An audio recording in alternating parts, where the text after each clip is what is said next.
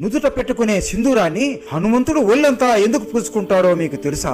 రావణుడిని హతమార్చి రాముడు సీతాదేవిని తీసుకొని అయోధ్యకి వస్తాడు.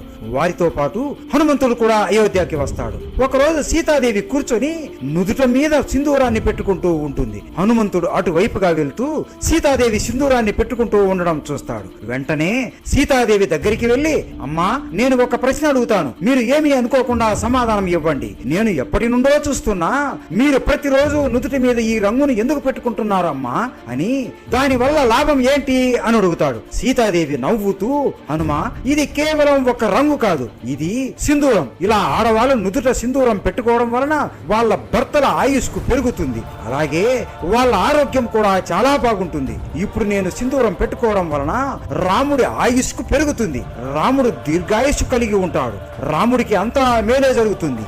ఈ విషయం సాక్షాత్తు పార్వతీదేవి చెప్పింది.